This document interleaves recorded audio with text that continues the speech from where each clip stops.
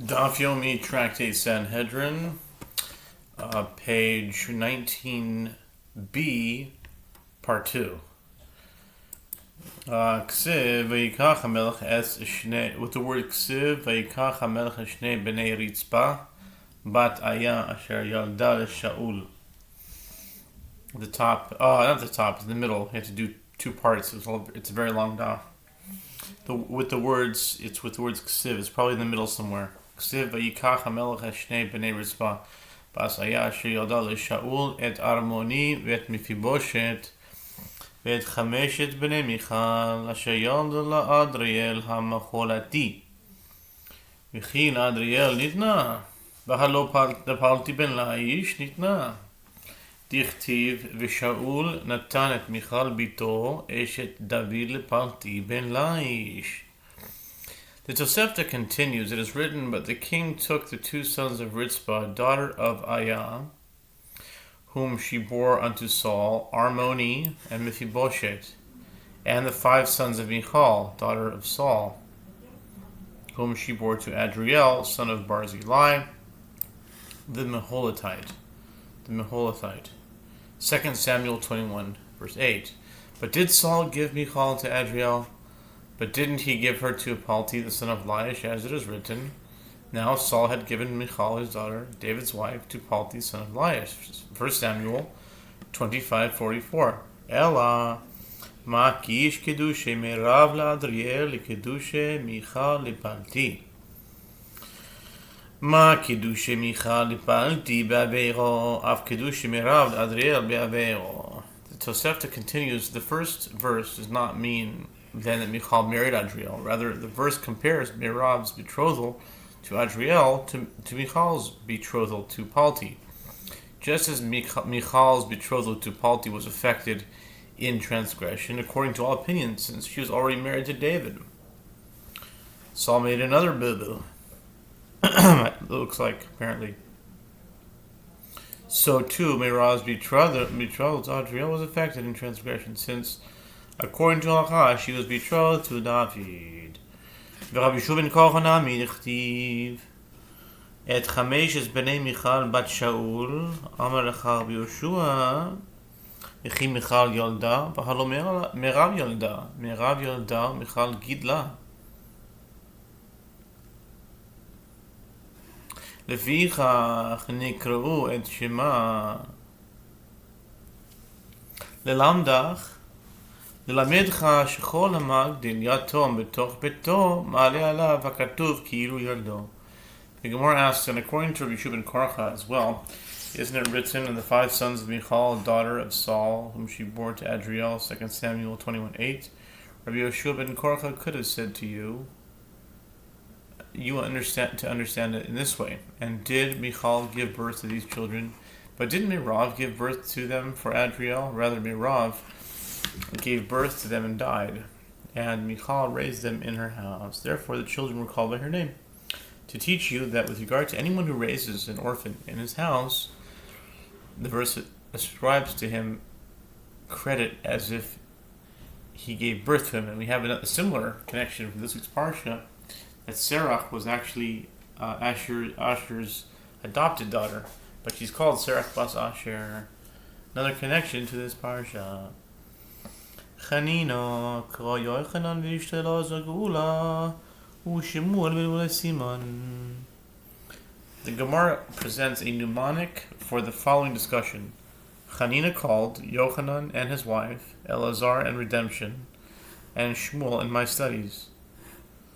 Rav Chanina Omer Mihacha v'tikraena lo ashkenot shem lemor yulad ben leNaomi v'chi Naomi yulda v'halo Ruth yolda el Ruth yolda v'Naomi gidla v'fichach nikra al shema.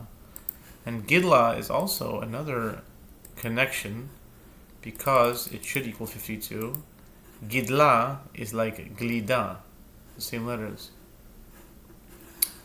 And that's what I said in Shabbat, so I should probably get that 52 right now because glida came up. 52.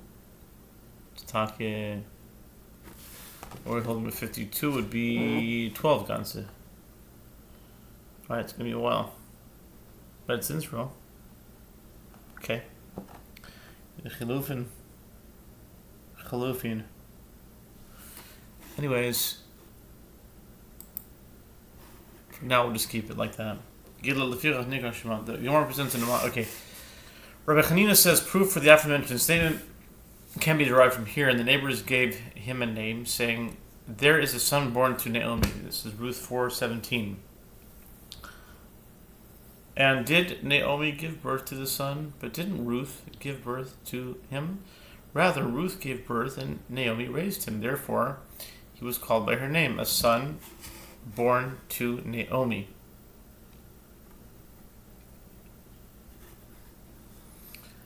Rabbi Yochanan אמר מהכה ואשתו היהודייה ילדה את ירד אבי גדול. Avi Gadol. He's Avi Gadol. Right there. The father of Gador. It's very interesting. Rabbi Yochanan Amar Avi Gadol. He's Avi Gadol. Avi Gadol. Victor Miller. 226. Avi Gadol.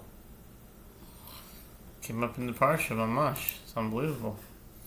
Rabbi Yochanan Amar Mihalcha Ishto Hayudia Yolda et Yered Avi Gadol Ve'ele B'nei Bitya Bat Paro or Batya Bat Paro Asher Lakach Lo Mered Mared Ze Kalev Lama Nikra Shemo Mared Shemared Ba'atzat Meraglim V'chi Batya Yolda Halo Yocheved Yolda Eli Yocheved Yolda O Batya Gidla Levirach Nikra Shema. Rabbi Yochanan says proof for the aforementioned statement can be derived from here. And his wife, Yehudiah, gave birth to Yered, the father of Gedor, and Hever, the father of Soko, and Yekutiel, the father of Zanoah. And these are the sons of Bitya, daughter of Paro. It says Bitya here. I always thought it was Batya. It says Bitya here. Bitya, daughter of Paro, who Mered took. 1 Chronicles 4:18. Mered is Caleb. And why is his name called Mered? Because he rebelled against the council of the spies. And according to the Midrash, Yered, Hever, and Yekutiel all refer to Moses, our teacher. And did Bitya give birth to Moses? But didn't Yocheved give birth to him? Rather, Yocheved gave birth to him, and Bitya raised him. Therefore, he was called by her name, as though she had given birth to him. Rabbi Elazar Amar Mehocha Ga'alto b'zurei amacha b'nei Yaakov Yosef Selo b'chi Yosef Yalad Helo Yaakov Yalad Ela Yaakov Yalad Yosef Kilkel Levirach Nikra al Shemo. Rabbi Elazar says proof for the aforementioned statement can be derived from here. You have with your arm redeemed your people, the children of Jacob and Joseph Selah. Psalms 77:16. And did Joseph sire all the children of Israel? But didn't Jacob sire them? Rather, Jacob sired them, and Joseph sustained them financially. Therefore, they were called by his name. All of Israel were called the children of Joseph. Wow. Amar Rabbi Shmuel Bar Nachmani Amar Rabbi Yonatan Chol HaMalamed Ben Chavero Toire Ma'ale Alav HaKatuv Ki'ilu Yalado Shne'emar Ve'ele Toldot Aharon U'Moshe U'Chiti Ve'ele Shemot B'nei Aharon Lomar Lach Aharon Yalad Moshe Limed Lefichach Nikra Al Shemo. Rabbi Shmuel Bar Nachmani says, Rabbi Yonatan says, anyone who teaches another person's son Torah, that verse ascribes him credit as if he sired him. As it is stated, now these are the generations of Aaron and Moses, Numbers 3:1, and it is written immediately afterward, and these are the names of the sons of Aaron. Nadav, the firstborn of Yehu, Lazar. I need to Numbers 3:2. But does it not mention the names of Moses? But it does not mention the name of Moses' children. It serves to say to you that Aaron sired his children, but Moses taught them Torah. Therefore, the children were also called by his name.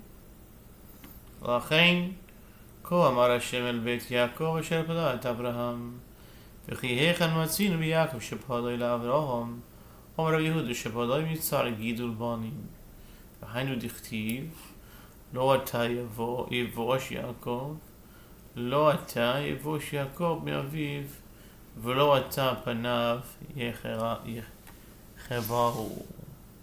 Me'avi aviv. Gemara cites another derivation connecting the child rearing. Therefore, so says the Lord to the house of Jacob, who redeemed Abraham, Jacob shall not now be ashamed, neither shall his face now wax pale. Isaiah 29:22. But where have we found any indication about Jacob that he redeemed Abraham? Rav Yehuda says it means that he redeemed him from the suffering of raising children, in that Abraham did not have 12 tribes, and the resultant hardships involved in raising them as Jacob did. And as Jacob assumed the burden of raising the tribes of Israel, and this is as it is written, Jacob shall not now be ashamed, neither shall his face now wax pale, meaning Jacob shall not now be ashamed before his father, neither shall his face now wax pale before his father's father, since he took upon himself the role that they bore as well. Ketiv palti uchetiv paltiel. Amar Yochanan palti shemo, ולמה נקרא שמו פלטיאל? שפילתו אל מן עבירו. מה עשה? נעץ חרב בינו לבינו. אמר כל העוסק בדבר זה ידקר בחרב זה. The Gemara cites a tradition with regard to Palti, the son of Laish. It's written in one place Palti, 1 Samuel 25:44, and is written in another place Paltiel, 2 Samuel 3:15.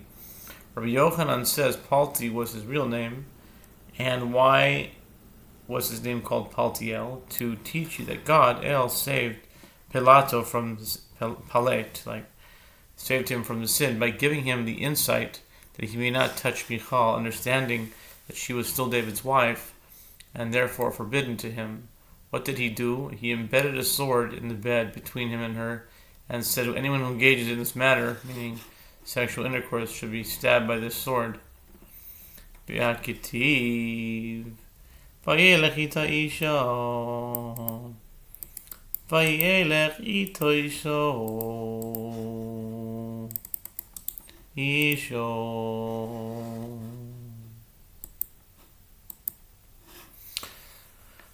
שנעשה לה כאישה. והכתיב הלוך ובכו על מצווה דאזיר מיני על בכורים שנעשו שניהם כבכורים שלא תמו תם ביה. The Gemara challenges this, but isn't it written, and her husband went with her, weeping as he went, and followed her to Bachorim, 2 Samuel 3:16, referring to Palti as Michal's husband. The Gemara responds, this means that he became like a husband for her through his affection and concern for her. The Gemara counters, but isn't it written in that very verse, weeping as he went? If from the outset he thought that she was David's wife, why was he crying? The Gemara responds, he was weeping about the mitzvah that left him, as from now on he would receive no reward for restraining his desire. The end of the verse says they went to Bachorim, meaning they both became like young men, Bachorim, in that they did not taste sexual intercourse at all. Amar Rabbi Yochanan, Tokfo shel Yosef aniv sunaso shel Boaz. Tokfo shel Boaz in vusunaso shel Palti ben Laish. Tokfo shel Yosef in vusunaso shel Boaz dichtiv v'yehi v'chatzi halayla v'echerad ha'ish v'yelafet. Mai vayilafet. Amarav shenasu besaro kirashe lipatot. Rabbi Yochanan says Joseph's power is the humility of Boaz, as Joseph is praised for showing strength with regard to an accomplishment that was insignificant for Boaz. See Genesis chapter 39. Likewise, Boaz's power is the humility of Palti, son of Laish, as Palti's capacity for restraint was greater still. Joseph's power is the humility of Boaz, as it is written about Boaz, and it came to pass at midnight that the man was startled and turned himself, and behold, a woman lay at his feet. Ruth 3:8. What is the meaning of and turned himself? Vayifalet. Vayilafet. Rav says the meaning is that his flesh became like the heads of turnips, his sexual organ hardening out of arousal. But even though Ruth was not married, he refrained from engaging in intercourse with her, while Joseph had to exert more effort despite the fact that Potiphar's wife was married.